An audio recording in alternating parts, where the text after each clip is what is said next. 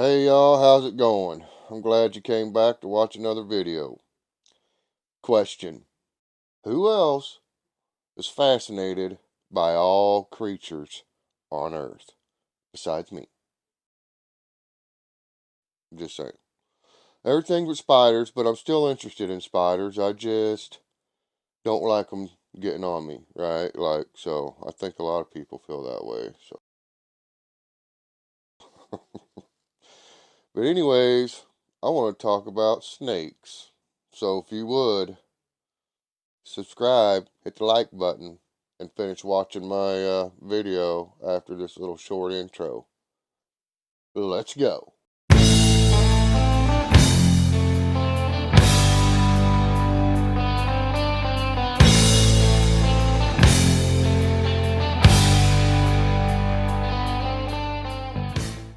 Alright, y'all. I hope you stayed for the story. A lot of people leave after like 5 minutes. I don't know. ADD or something. I don't know.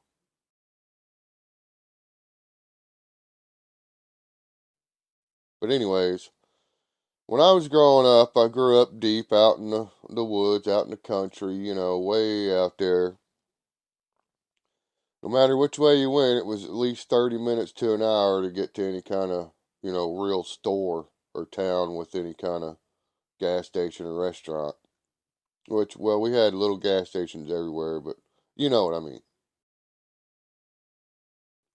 Anyways, it was way back in the woods, and we had snakes every year, everywhere, all the time. And I encountered quite a few of them because I like snakes. Okay, so when we were little, about, let me see, my brother was 5, see, 3, 5, so I would have been 7-ish, 7 or 8. My older brother would have been 10 or 11.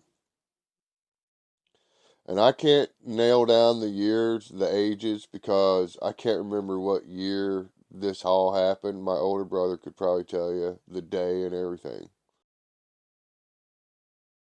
Okay, so we ended up living in a log cabin, a small log cabin that my great grandpa had built when he got back from WW2. Had bought a piece of property not too far from where I live now, and on that property he built his own cabin. So this was a legit cabin, and like logs, you know what I'm saying, y'all? Old wood frame windows with little single panel glasses in them. I mean, this was old school cabin. It had a hand pump in the sink in the kitchen. That's how you got your water in the house. Except this was hooked up to a cistern, and the cistern is dried up. Now a cistern is kind of like a well. It's dug deep. It's looks like a well, but it's designed to catch rainwater and store rainwater. Well, it had sprung a leak or something over the years. I don't know, but it wouldn't hold water no more. So what my stepdad or one of his brothers, I'm not sure who did it because I was so little, but what they did was they went to this creek that was just like maybe 75 yards from the cabin. It wasn't very far. And we swam in it and everything in the summer. Now, we only lived there for a couple years and we ended up moving. But this is when I seen the first snake that I'd ever seen. So what they had done is they went to the creek and they found where the spring come out. And they drove a pipe into that little pocket where the water was coming out. And so the water started coming out of the pipe, right? Now, that's called some kind of well. I can't remember what it is. Argentinian well, I think, is what they call that. I don't know. My brother Mike knows. He tells me all the time. we would walk down there after school, me and my bigger brother, and fill up 5 gallon buckets of water and bring them up to the house until we filled up these 55 gallon drums that my mom would use for cooking and cleaning and all that babs. We took babs in a little metal tub that my mom would heat the water on the wood stove. So what was crazy is, like, even in the summer the stove was going, right? Because she cooked on it and everything. Everything was done through that wooden stove. Big old cast iron stove. And it was big enough that that tub would fit on top of the stove in the wintertime. She'd put that up on top of the stove and fill it full of water. And when it got hot, or started getting hot, because it'd just get hotter as it went. But when it started getting hot, she'd start giving my brother's babs in it. You know what I mean? And she always started with the littlest one first. But I remember me and my older brothers, me and my older brother, because my two little brothers was big enough she could pick them up and put them in there. We would have to climb up this little step ladder beside the stove and, hop in there, step in there, and take a bath real quick. Anyways, you did it fast because it's steadily heating up.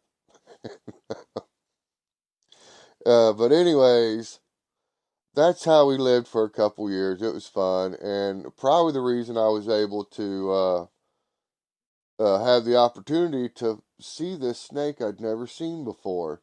Now, I'd seen black snakes, several different kinds. I've seen the ring necks, the copperheads, uh, all the ones that are pretty common in Missouri. I've seen them already by this age. But one snake I had never seen, and that was the western hognose. The western hognose. I'd never seen one of those. And one day there was some tin for the roof and whatnot on this cabin, but it was stacked up. Well, my stepdad wanted us to move it, me and my brother Mike. He wanted us to move it from wherever it was to another spot. So we're moving this tin, and we get down to the last sheet. And when we pick this last sheet up to move it, this snake raises up like this and spreads its head. It's all hissing at us. And it looked just like a cobra. And so me and my brother's like, whoa, we drop the tin and we run, a little ways. Now, my older brother, he's brave. And he looked at me, he's like, what was that? I was like, I don't know, it looked like a cobra. Now, we'd seen what snakes look like in school, you know what I mean? I knew that this looked just like a cobra. It spread its head. But I'm thinking, there's no cobras in Missouri, though. We don't have cobras. We don't have cobras. And so, anyways, my brother Mike, he knows this too. So he decides we're going back. So we go back over to the tin. Now I'm scared because I'd never seen a snake like this, so I'm not picking up this tin. I'm not touching it. So my brother, he goes over and he picks the tin up and he slides it back.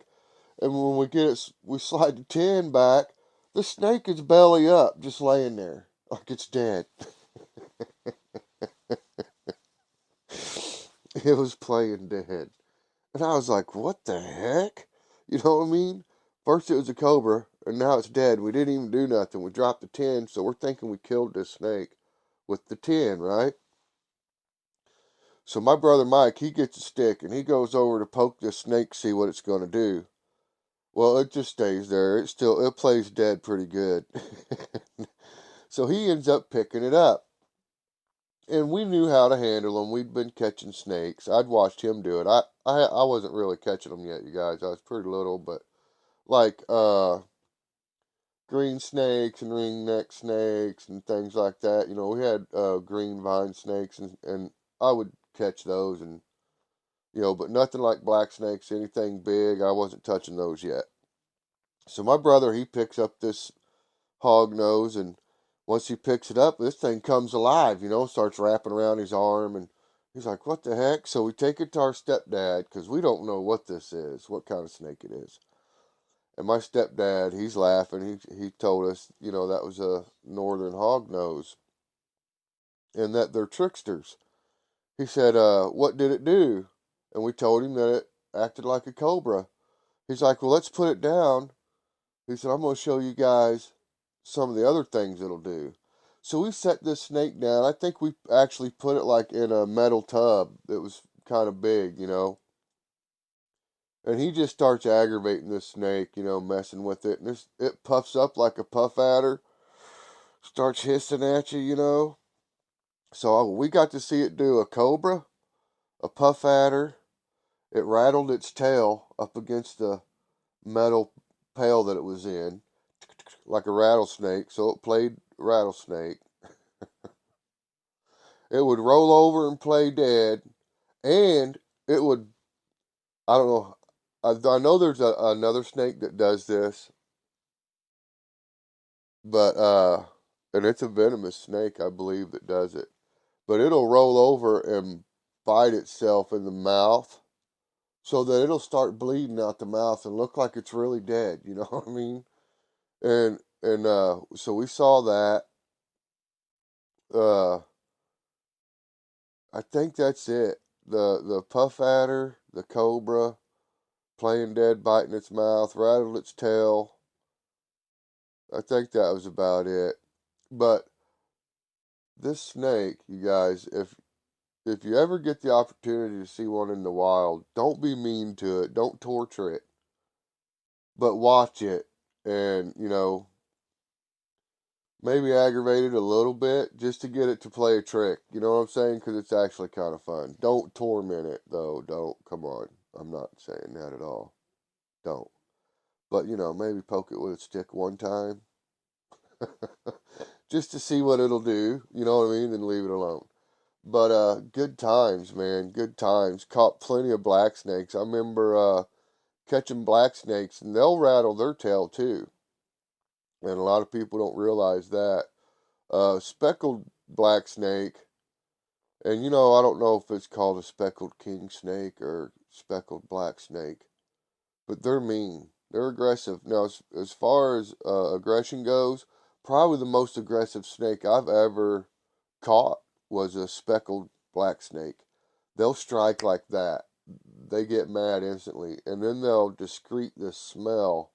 Oh my goodness, it's awful. It's like ammonia. It's like cat urine, ammonia type smell. It's strong. It'll make you back up. But they're kind of mean. Them guys, they'll get you. Now I've seen copperheads also rattle their tails. A copperhead will rattle its tail as well if you get too close to try to scare you off. Now you're saying, well, they don't have rattles. How are they rattling their tail?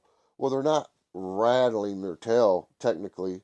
They're shaking the end of their tail just like a rattlesnake does, but it'll touch the leaves or rocks and it will make a rattle sound.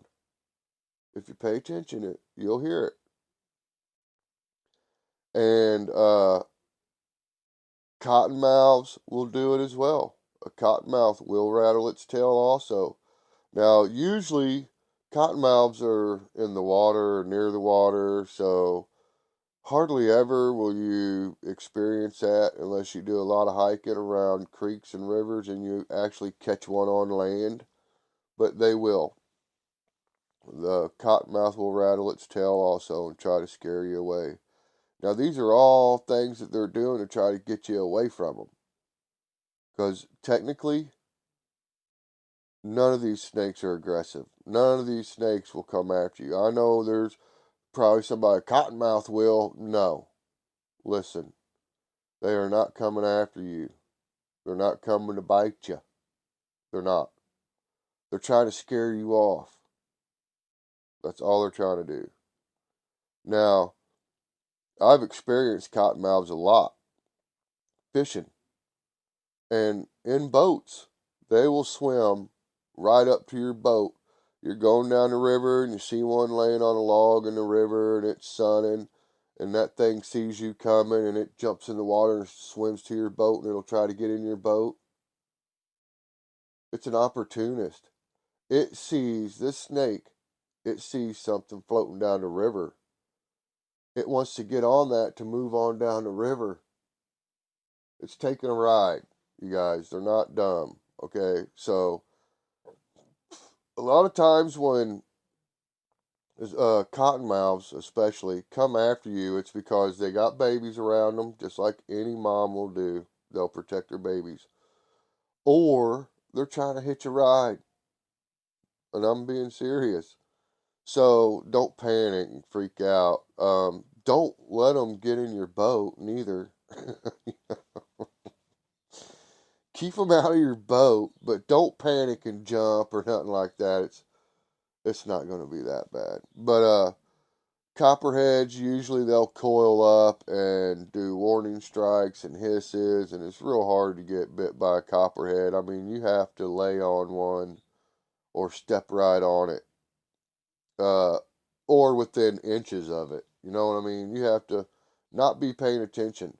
So, bottom line, when it comes to snakes, if you're paying attention to where you're walking in your environment, odds are you're never going to have an issue with a snake. Uh, Pay attention to where you sit down, carry a stick. That's why walking sticks are good. You can always use them to scrape around on the ground, tap against stuff, scare stuff off. It works. But me and some friends were talking about snakes, and it reminded me of the first time of the spread head. Now, I've seen spread heads, but whoa. See, I'm already nicknaming this thing. It has many nicknames because it's such a trickster. But down here, we tend to call them spread heads. That's what we call them because it's, the only snake that does it in Missouri that I know of. But I've seen them a few times, and every time they go through all the same tricks, and they're just a really fun snake. I mean, seriously fun to watch and just so neat. They do so much. They're just a smart snake. But remember, no matter what, even if you're not cool like the spread head and you're just a mean old speckled black snake, don't sweat the little stuff. If something's bringing you down, get a hold of a friend, call a family member, go to church, whatever kind you want to go to, it doesn't matter. Don't just grab your Bible. Whatever religion you are, grab that Bible. Start reading it. Odds are you're going to open it up to the exact passage you need to see in order to pull you out of whatever you're going through. And I mean that. It happens. It's weird, but that's how it happens. Just grab it, open it, start reading, and it's going to open up right where you need it to. But if you don't believe in any of that, call your friend, call your family member. There's people out there, thousands, hundreds of thousands, that love you and care about you. And you can get a hold of those people by calling 988. Talk to a total stranger. Whatever you do, don't let it bring you down. Don't sweat the little stuff. Squatch it. Keep on keeping on. God bless everybody. Peace.